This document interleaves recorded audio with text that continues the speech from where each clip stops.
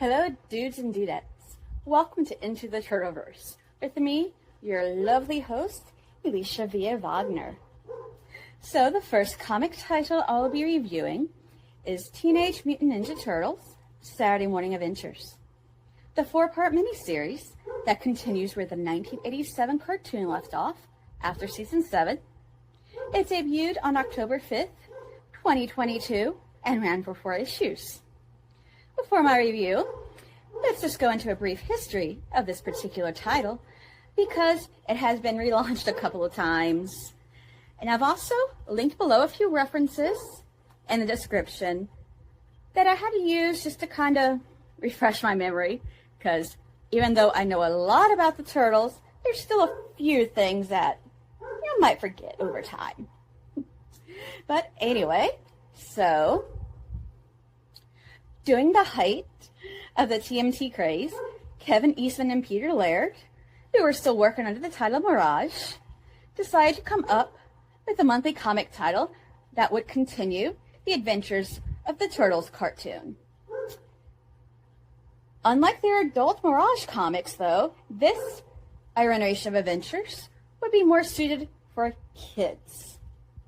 The comic title came out in the year of 1988 under Archie Comics, yes, those Archie Comics, and it ran for 77 issues, ending in 1995, and was called Teenage Mutant Ninja Turtle Mutant Adventures. Excuse me, I must be got Marvel on the brain because of the new Wolverine Deadpool trailer. Anyway, back on topic. It started off as a continuation, as I said before, of the 80s cartoon. However, it eventually took on a life of its own, coming up with its unique story and new characters, some which were in the 80s cartoon, some which were not.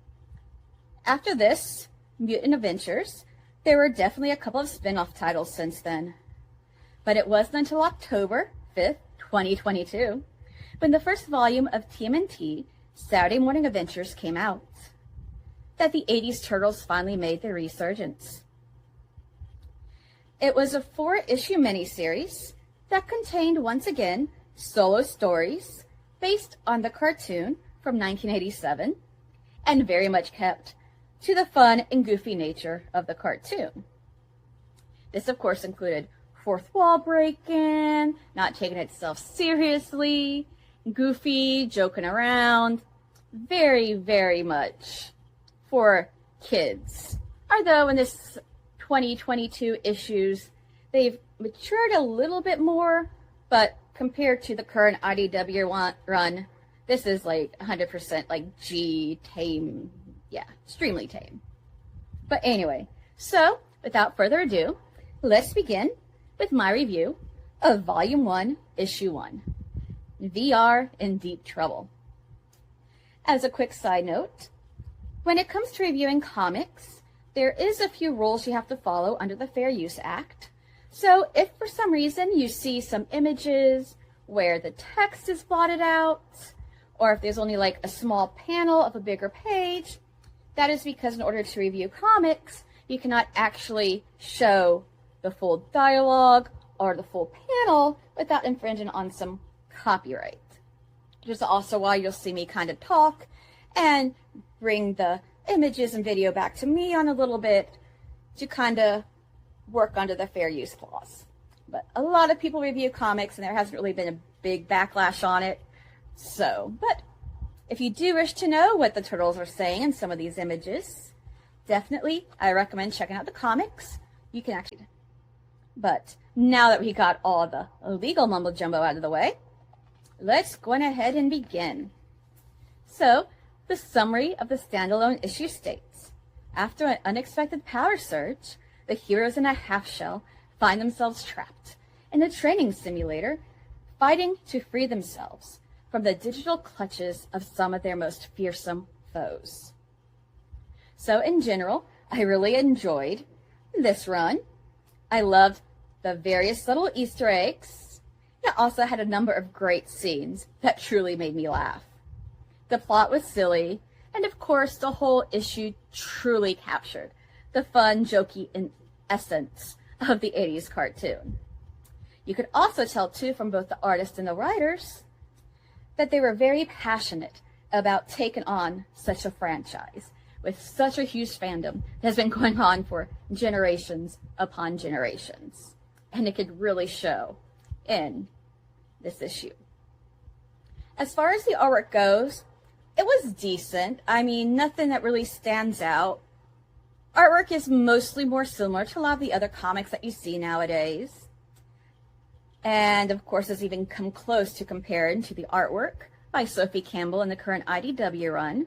However, there was some things that I liked a lot about their artwork in here, and I'll be pointing a few of those out as well. But the one thing that really stood out to me, that I loved a lot, was that if you look closely here, you can see that there is some glitching drawn and painted in. And for those of us growing up in the 80s and 90s, it wasn't unusual to have some glitching going on in games. Another example of the artwork that I enjoyed was the bright, vibrant colors that was used, especially in this scene here.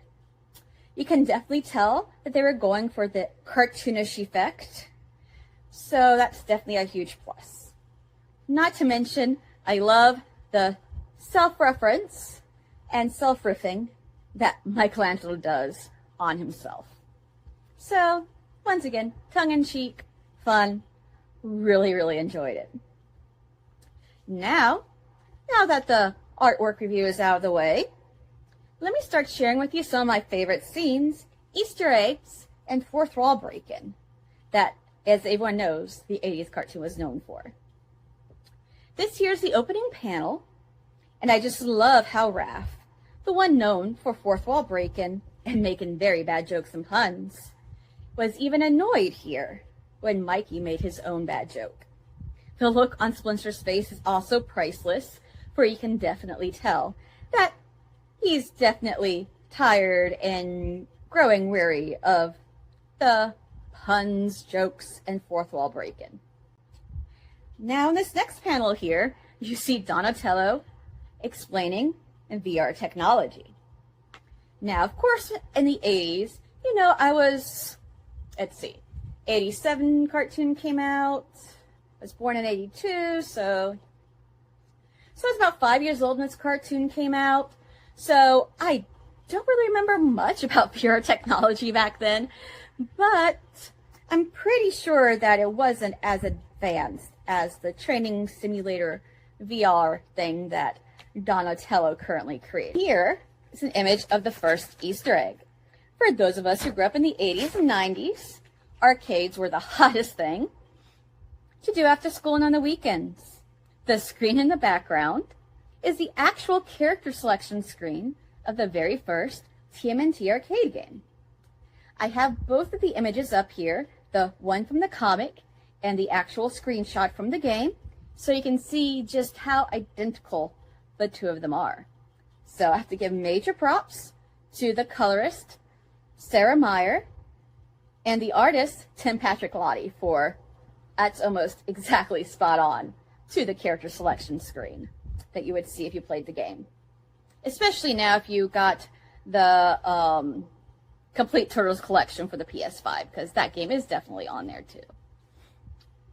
Next, as far as Easter egg goes, here we have the game hub of the VR simulator that Donatello made. Once again, definitely a nod to the early NES games, for you can definitely see that is very much referencing Super Mario Bros. 3. Another panel that shows some Easter eggs as well is another video game based on the Teenage Mutant Ninja Turtles. However, this one is a TMNT Super NES game, aka Super Nintendo, that was called TMNT Tournament Fighters. The fight here with Baxter took place on the No stage in the video game, and the other scene here, where he's fighting Tokar and Razor, took place on Mount Olympus in the game. Not to mention the special move that Leonardo performs in this issue and in this panel is called the Millennium Rave, which is a high point combo that you could do playing him in the video game. Like I said, I really, really love all these nostalgia references. Makes my little 80s child super happy. The last Easter egg I wanted to share with you, though, was here Mikey, while trying to fight the Temptress, trying to remember the Konami code. So, for those who are not familiar, back in the Nintendo and the Super Nintendo stages of games, whenever you played a game made by the production team Konami, there was a code you could use at the start screen where it would actually allow you to cheat. And you could have a couple of different cheating options. It could be never dying, infinite lives, skipping levels, etc., etc. And of course, as most old school gamers know, the Konami code is definitely pretty easy to remember. And of course, from memory, it's very easy. It is up, up, down, down, left, right, B, and A. Another Easter egg, as you can see here, is these two billboards in the background, for they are straight references to the action figures that came out back then. Sewer Scout Raph and Crazy Cowboy Don. And I've actually put an image of what the toys look like too. I lied. There is one more Easter egg, and this one is actually a homage to Super Mario Bros. 3 as well. For on the cover, you do see a rooster flying in the middle of the screen. Well, on the title package of Super Mario Bros. 3, it's actually Mario, Raccoon Mario to be exact, in the exact same pose. So, once again, major props to representing and giving homage to a very fun Nintendo series. Now, as I said probably 2 to 3 times before, the 80s cartoon is well known for breaking the fourth wall by Raphael, who of course is voiced by the amazing Rob Paulsen. Occasionally the other brothers might get it on it here and there. Very rarely though. In fact, I think the only other brother who might break the, not might, but the only other brother who does occasionally break the fourth wall is Michelangelo. Leonardo and Donatello are pretty much acting as if, there is no fourth wall to break. I mean, they might occasionally throw out one or two, but it's strictly Raphael is really known for breaking the fourth wall. But anyway, in this scene right here, this is a perfect example of the turtles breaking the fourth wall, where you see Donatello is looking straight at the reader, as if to tell kids that yes, I am going to be okay, because it could be a lot worse if this wasn't a comic book, especially since the car he was using got blown up by a bomb, yet the car just kind of bounced. So, making sure the kids don't get terrified that, oh my God, Donatello's dead. No, he's fine. It's a comic book. And also, that's not exactly how bombs work. But like I said, I don't take it seriously. It's based on the 80s cartoon, and it's still a fun little fourth wall breaking by Donatello of all people. Now, we have Raphael, the master of the fourth wall breaking, and this is one of the scenes where I actually kept the main panels intact, just because you can actually read how much of the fourth wall Raphael is breaking here. To include mentioning how he wants to kill the designer and the creator who'd make such a stupid game, how he's never been able to beat the game, and he even says this as well. Once again, like Donatello did, looking towards the reader as if to say, yes, I've never been able to beat this game either, no matter how hard I tried. Of course, you can also, at the same time, see another homage to another NES game called Donkey Kong. And this is the one where Mario would try to run up the ladders, and Donkey Kong would throw barrels down at him and hammers, and he would have to try to avoid getting hit by them so he can go and save the princess. So, not exactly alike, but very similar to the original Donkey Kong game. And last, The other part of the comic I truly enjoyed here was that you get to see Mikey actually figure out how to beat the game based on the information Donatello told him originally, as far as capturing the flag goes. He realized that with all his brothers gone, he does not actually have to fight these guys. All he has to do is capture the flag. So, with his acrobatics and his agility and extremely fast speed, he realized he could just jump over everything, grab the flag, and they're all back in the sewer. So I definitely liked how Mikey showed some intelligence here, and that he was able to think and come up with a good method on how to beat the game, which, as I said before, is really nice because it shows that when Mikey really focuses, stops, and thinks about what is coming for him or what he has to get ready for, he is actually really, really smart and talented.